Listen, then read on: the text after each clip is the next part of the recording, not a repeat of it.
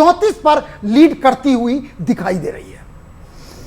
बिल्कुल, रुक करते हैं। हमारे साथ आलोक जी जुड़े हुए हैं, बीजेपी के प्रवक्ता। आलोक जी, स्मृति ईरानी का अमेठी से चुनाव हार जाना न सिर्फ भाजपा का एक बड़ा चेहरा, एक केंद्रीय मंत्री जिस तरह ललकार करके वो चुनाव 2019 में लड़ी और जीत गई, उसके बाद इस बार स्मृति ईरानी हार गई। लेकिन इस बीच एक बड़ी खबर, कांग्रेस की प्रेस कॉन्फ्रेंस होने जा रही है। कुछ देर पहले खबर आई थी कि 5 बजे राहुल गांधी पीसी कर सकते हैं। अब उस पर इंफॉर्मेशन आई है कि 5:30 बजे कांग्रेस की प्रेस कॉन्फ्रेंस होगी। हालांकि इसे कौन संबोधित करेगा, कौन कौन इसमें उपस्थित होगा, इस पर जानकारी स्पष्ट नहीं की गई है। लेकिन शाम 5:30 बजे कांग्रेस आ गई, खबर आ गई, मल्लिकार्जुन खड़गे और राहुल गांधी इस प्रेस कॉन्फ्रेंस को संबोधित करेंगे। कांग्रेस ऑफिस दिल्ली में यह प्रेस कॉन्फ्रेंस की जाएगी। आलोक जी, स्मृति ईरानी का अमेठी से चुनाव हार जाना, यह परसेप्शन के लिहाज से बीजेपी के लिए कैसा है? एक बड़ा डेंट और सेटबैक। लेकिन साफ साफ दिख रहा है पहली नजर में कि उत्तर प्रदेश में एक बार संख्या जमात में बांटने की कोशिश की और जो बरगलाने की कोशिश थी उसका कुछ असर रहा। जो संविधान बदलने की बात बार बार राहुल जी कर रहे थे, कांग्रेस फैमिली कर रहे थे, अखिलेश जी कर रहे थे, उसका असर जो है शायद नीचे तक पहुंचा है। अच्छा, अभी नुकसान स्मृति ईरानी जी को हुआ है। स्मृति ईरानी जी एक ऐसी लीडर थी जो अमेठी में लगातार उठती थी, लगातार ठहरती थी, अपने व्यस्त मंत्रिमंडल का जो उनका काम था उससे हट करके भी वो तकरीबन हर महीने जो है अमेठी पहुंच जाते थे। लेकिन बहुत सारे कारण किसी हार के जीत के रहते हैं। निश्चित रूप से समीक्षा का समय आएगा तो हम बैठ करके इसकी समीक्षा करेंगे कि जो हमारे बड़े चेहरे हैं वो क्यों हारे, क्या वजह रही, कौन सी वजह ज्यादा असरकारी रही, उनमें क्या कुछ सुधार किया जा सकता है, किस तरीके से हम आगे बढ़ सकते हैं। फिर वही मैं बात कहूंगा कि हार में न जीत में कोई भय नहीं है। हम फिर से निकलेंगे, कहीं हम हारे हैं, कहीं जीते हैं, कहीं के लोगों ने, कहीं किसी इलाके में, कहीं किसी प्रदेश में हम पर बहुत भरोसा किया, उड़ीसा में हम पर शानदार भरोसा किया, साउथ इंडिया में हमने बेहतर किया, बिहार में हम बेहतर रहे, उत्तराखंड में हम बेहतर रहे। ऐसे कई इलाके हैं, दिल्ली ने हम पर पूरा का पूरा भरोसा किया। तो ऐसे कई इलाके हैं जो जिन्होंने मोदी जी के ऊपर। चलिए, तो आप ये मान रहे हैं कि ये समीक्षा का समय है और ये आत्मचिंतन का वक्त है और इस बीच एक तस्वीर हमें मिल रही है जो स्क्रीन पर हम अपने दर्शकों को दिखा रहे हैं। रिजल्ट हब से भी हर अपडेट सबसे पहले हम आपको बता रहे हैं क्योंकि यहां से सीधे तौर पर हमारे जो प्रतिनिधि हैं वो आप तक डेटा पहुंचाते हैं। मनमोहन भट्ट जी को मैं जोड़ना चाहूंगी। मनमोहन भट्ट जी, क्या अखिलेश यादव को गेम चेंजर कहना चाहिए उत्तर प्रदेश में? आप देखिए, कांग्रेस के लिए कहा जा रहा था कि उसका जमीन पर कोई संगठन भी ठीक से स्टैब्लिश नहीं है, सपा का ही संगठन लोगों को निकाल निकाल के वोटिंग करवा रहा था। और ये जो टीम वर्क था जिनको 2 लड़कों की जोड़ी कहकर संबोधित किया गया, ये असल में उत्तर प्रदेश में जो है एक बदलाव कर गया। ये ऐसे आंकड़े की किसी को उम्मीद नहीं थी। और चिराग पासवान जो है, उनकी पार्टी ने अच्छा प्रदर्शन किया है। उनकी मां इस वक्त आप देख रहे हैं बालकनी में किस तरह वो अपने समर्थकों का अभिवादन करते हुए नजर आ रहे हैं। मनमोहन भट्ट जी, देखिए, बिल्कुल मैंने अपने बात के शुरू में ये बात कही थी कि जिसने फाइट करी है इस चुनाव में वो कुछ ना कुछ हासिल करके गया है। चाहे राहुल गांधी की बात करें, चाहे अखिलेश यादव की बात करें, ममता बनर्जी की बात करें, ये वो लोग थे जो नैरेटिव के आगे नतमस्तक नहीं हुए। इन्होंने हार नहीं मानी और लगातार अपनी बात कहते रहे, चाहे नैरेटिव कुछ भी हो रहा था, चाहे ओपिनियन पोल कुछ भी आ रहे थे, चाहे प्रचार की बड़ी खबर मुजफ्फरनगर में बड़ा उलटफेर हो गया है। बीजेपी के संजीव बालियान आगे चल रहे हैं, जो कुछ वक्त पहले पीछे चल रहे थे। संजीव बालियान 5000 से ज्यादा वोटों से आगे। और इस वक्त रविंद्र जायसवाल जी हमारे साथ जुड़ गए हैं, यूपी सरकार में मंत्री हैं। रविंद्र जी, स्वागत है आपका न्यूज़ 18 में। और इस वक्त अगर पूरे देश के टैली की बात करें तो एनडीए जो है वो रुझानों में बहुमत हासिल कर चुकी है। सरकार बनाने की कवायदें, लोगों के साथ संपर्क करने की कवायदें चल रही हैं। लेकिन यूपी में ये क्या हुआ है? रुझानों में तो आप उसका आधा भी अचीव नहीं कर पाए क्योंकि 80 में से 80 का लक्ष्य आप लोगों ने लिया था। यहां पर क्या आत्ममंथन की स्थिति है? देखिए, हमने 80 में 80 लक्ष्य रखा था, अपना पूरा प्रयास हुआ, लेकिन विपक्ष ने एक समुदाय विशेष को गुमराह करके और वोट के लिए जिहाद करो भाजपा को हराने के लिए, तो एक समुदाय विशेष को इकट्ठा कर लिया। पॉइंट नंबर 2, उन्होंने कुछ लोगों को गुमराह किया कि ये 400 के पार जाएंगे तो अंबेडकर जी के संविधान में बदलाव करेंगे, जबकि हमने संविधान के बदलाव नहीं करने वाले थे, लेकिन ऐसा मिसगाइड करने में सफल हो गए।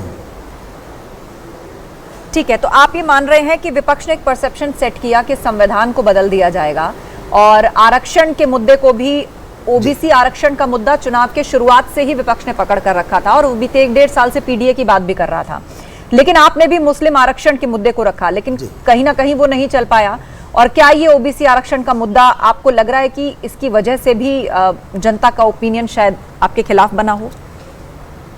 नहीं, हम अपनी बातों को जो कर्नाटका तेलंगाना में हुआ था, हाँ। वो हमने विषय को रखा, लेकिन हम अपनी बातों को कह नहीं पाए पूरी तरह से। विपक्ष ने उसको लेकर के मिसगाइड करने के बाद सफल हो गए। ठीक है, तो आप कह रहे हैं कि विपक्ष ने मिसगाइड किया और वो सफल हो गए, लेकिन यहाँ पर रविंद्र जी चर्चा इस बात की भी है कि किन उम्मीदवारों को टिकट दिया गया, क्या वो सही था? बहुत सी जगह तो जो प्रत्याशी थे सुनने में आया कि वहां के विधायकों में उनका विरोध है, कार्यकर्ताओं में उनका विरोध है, बाहर से किसी को ला करके बिठाया गया तो जनता तक ये भी संदेश गया कि ये तो बाहरी हैं, ये यहाँ रहेंगे नहीं या रहेंगी नहीं। इस तरह की भी कोई बातें थी कि बहुत ज्यादा लोकल कैडर का समर्थन जिनको नहीं था उनको भी टिकट दिया गया। कुछ ऐसे पुराने चेहरों पर दाव लगाया गया जिनका फीडबैक भी नेगेटिव था। क्या टिकट बंटवारे और किसकी उम्मीदवारी थी इसको लेकर भी क्या फैसले क्या ओवरऑल जो 405 भारत माता की वंदे वंदे, भारतीय जनता पार्टी जिंदाबाद, भारतीय जनता पार्टी जिंदाबाद, नरेंद्र मोदी जिंदाबाद, नरेंद्र मोदी जिंदाबाद, जय बद्री विशाल, जय बाबा केदार, जय बाबा टपकेश्वर।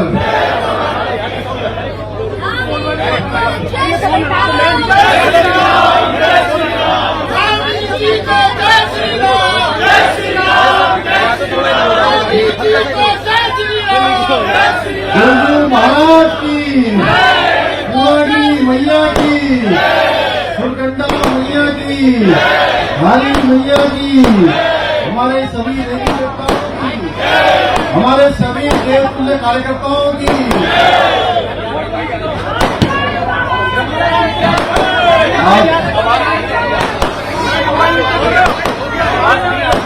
आज बहुत ही ऐतिहासिक दिन है जब पूरे देश के अंदर भारतीय जनता पार्टी और एनडीए गठबंधन को देश की जनता ने, पूरे देश के अंदर भारतीय जनता पार्टी और एनडीए गठबंधन को देश की जनता ने बहुमत देकर फिर से सरकार में आने का अवसर प्रदान किया है। इस अवसर पर हमारे पार्टी के अध्यक्ष जिनके नेतृत्व में हमने भारतीय जनता पार्टी ने पूरे प्रदेश के अंदर ये चुनाव का प्रचार अभियान हमारा गांव-गांव तक पहुंचा। अनेक सभाओं के माध्यम से मुझे भी आपके नेतृत्व में पार्टी ने पूरे प्रदेश के अंदर जो भी जिम्मेदारी दी,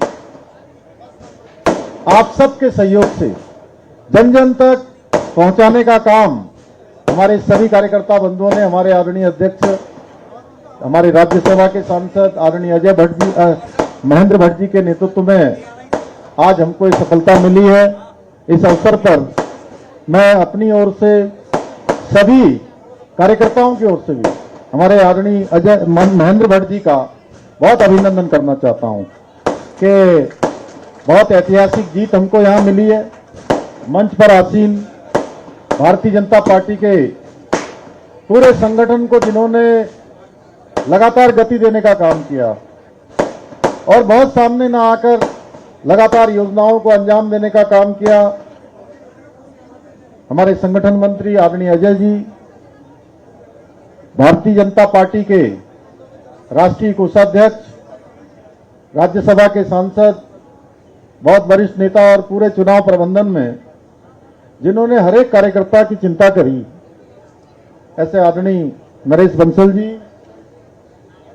हमारे कैबिनेट मंत्री आदरणीय प्रेमचंद अग्रवाल जी, आदरणीय गणेश जोशी जी, और आज जिनको भारी बहुमत से टिहरी लोकसभा क्षेत्र की जनता जो लगातार कई बार उनको यहां से सांसद बनाकर दिल्ली भेजती रही, आज के दिन बस अब जीतने ही वाली हैं, जीत चुकी हैं वैसे तो।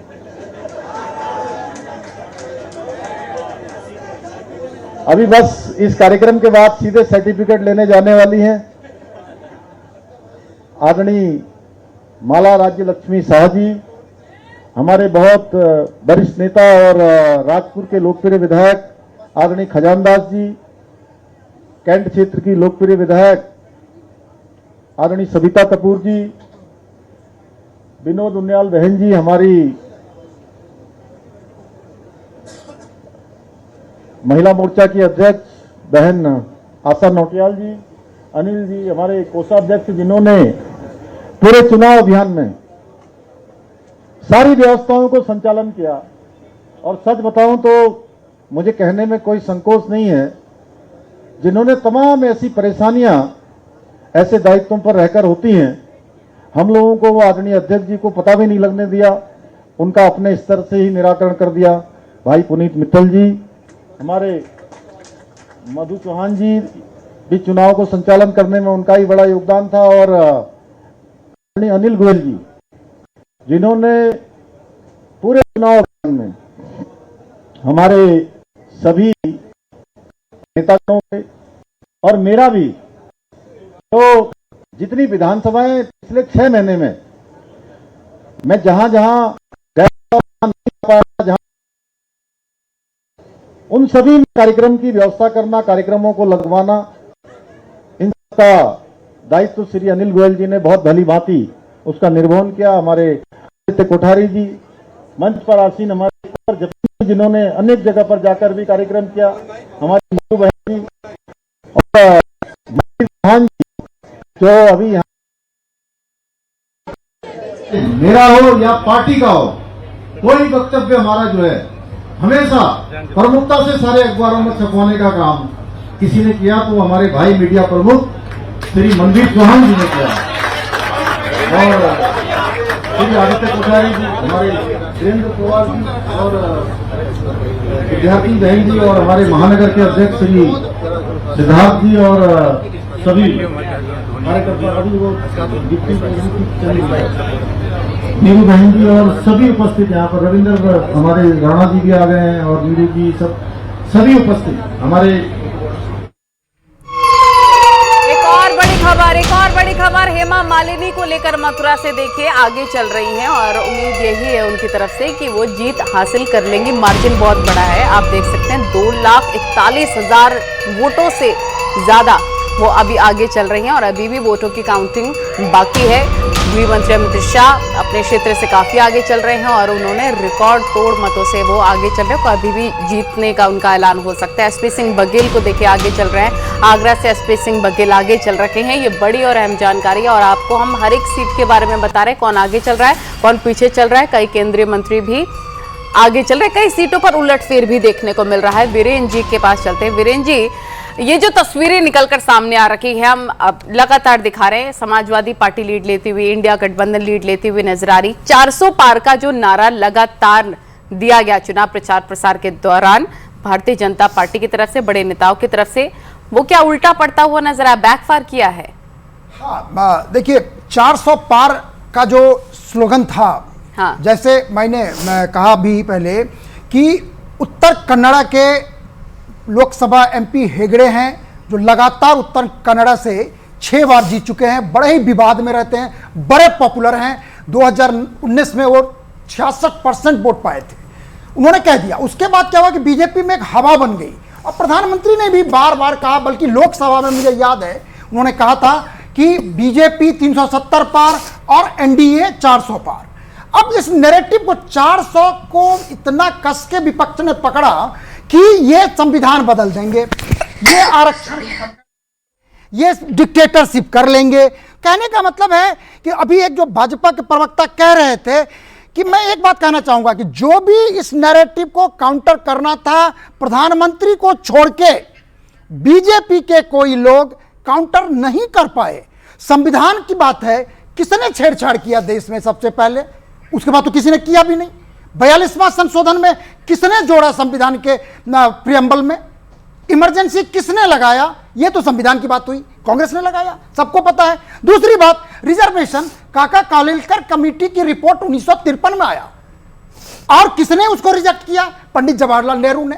मंडल कमीशन, बीपी मंडल जो मधेपुरा के थे, उन्होंने मंडल कमीशन के लिए जनता पार्टी ने 78 में घोषणा की, 79 में हुआ कि कमेटी बनेगी और बीपी मंडल की अध्यक्षता में कमेटी बना दी गई और दिसंबर 1980 में मंडल कमीशन रिपोर्ट पेश कर दिया गया।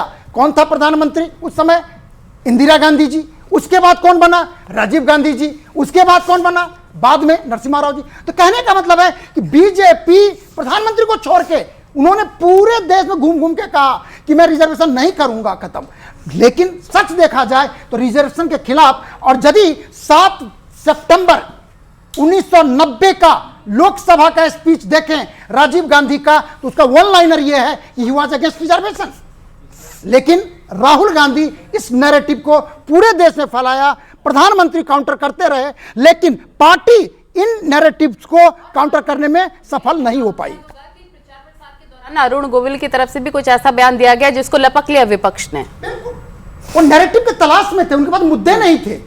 इस बार का चुनाव में खास बात यह है कि क्लियर कट इस तरह का मैसेज नहीं था, मुद्दा नहीं था, और विपक्ष को ये मुद्दे मिल गए। अब मुद्दे मिल गए तो कुछ उसके बाद वो पूरे देश में घूम घूम कर कहने लगे। और देखिए ना, हर जगह देखिए, जो मैं वोट परसेंटेज की बात कर रहा हूं, अब बंगाल का देखिए, बंगाल में 18 सीट मिला था, 40% वोट मिला था, 3% का फर्क था।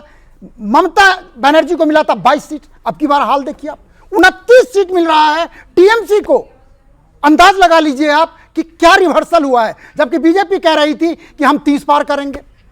महाराष्ट्र में देखिए, जो मराठा प्राइड की बात हो रही थी, पहले तो हुआ कि नहीं शरद पवार टूट गए, शिवसेना टूट गई, परिणाम क्या हुआ? अजीत पवार 1 सीट में ट्रेंड कर रहे हैं, जो एकनाथ शिंदे हैं 6 सीट में ट्रेंड कर रहे हैं, जबकि कांग्रेस 11 सीट में ट्रेंड कर रही है। उसके बाद शिवसेना उद्धव ठाकरे 11 सीट में ट्रेंड कर रही है। तो कहने का मतलब है कि वहां भी ये जो फॉर्मूला था बैकफायर किया, और जिसका कारण है कि कहां उनको 41 सीट मिला था महाराष्ट्र में 2019 में, अब की बार उन्हें मुश्किल से 17-18 सीटों पर लीड होता दिखाई दे रहा है। लेकिन एक बात मैं आखिर में यही कहूंगा कि सरकार अभी भी बनेगी एनडीए की, भले बीजेपी के पास 244 सीट है, लेकिन सरकार एनडीए की बनने की काफी संभावना है, क्योंकि सबसे बड़ा लार्जेस्ट कोलिशन वही है। बिल्कुल, और मैं टैली से अपडेट कर देती हूँ। जीती हुई सीटें फिलहाल जो आगे है एनडीए 294 पर और आगे है आईएनडीआईए 233 पर, लेकिन जीत कितनी चुके हैं ये तो रुझानों में आगे चलने की बात है। एनडीए 109 सीटें जीत चुकी है और विपक्षी गठबंधन यानी आईएनडीआईए इस वक्त 67 सीटें जीत चुका है। तो अब जैसे जैसे रुझान नतीजों में तब्दील हो रहे हैं, चर्चाएं उस पॉइंट पर भी आगे बढ़ेंगी। और एक अपडेट अल्मोड़ा से, बीजेपी के अजय टमटा जीत गए हैं रुझानों में। एग्जिट पोल्स में 5 में से 5 सीटें वैसे भी बीजेपी के खाते में ही जाने का अनुमान लगाया गया था। उसी के हिसाब से उत्तराखंड में बीजेपी ने शानदार प्रदर्शन किया है, 5 सीट पर बीजेपी आगे है और 2 उम्मीदवार की जीत घोषित हो चुकी है। उत्तर प्रदेश के वाराणसी में प्रधानमंत्री मोदी आगे चल रहे हैं, अजय राय कांग्रेस के प्रत्याशी पीछे चल रहे हैं, ये इस वक्त अपडेट। मेनका गांधी पीछे चल रही हैं सुल्तानपुर से, और राम भुआल निषाद समाजवादी पार्टी के आगे चल रहे हैं इस सीट से। और हमारे साथ गेस्ट पैनल भी जुड़ा हुआ है, साथ ही स्क्रीन पर लगातार आप देख रहे हैं कि कौन से चेहरे, फिलहाल उनकी स्थिति क्या है, कौन आगे है, कौन पीछे है, कहां फाइट है। हमारे साथ जुड़े हुए मनमोहन भट्ट जी भी वरिष्ठ पत्रकार हैं। मनमोहन भट्ट जी, हर कोई अलग अलग तरह से आकलन कर रहा है कि आखिर यूपी में ये क्या हो गया। अखिलेश यादव का पीडीए चल गया और बीजेपी जिस मुस्लिम आरक्षण को लेकर बार बार ये कह रही थी कि देखिए ओबीसी आरक्षण उठा करके मुसलमानों को दे दिया जाएगा, उस पर सरकार ने समीक्षा तक बिठा दी थी कि पूर्व में जो दिया गया उसकी समीक्षा की जाएगी। राजस्थान में भी ऐसा ही हुआ, उत्तर प्रदेश में भी समीक्षा बिठाई गई, ऐसा निर्णय लिया गया। तो अब मुझे बताइए कि चूक कहां हुई? क्या वाकई जनता के मुद्दों को एड्रेस नहीं किया गया? क्या वाकई प्रत्याशियों ने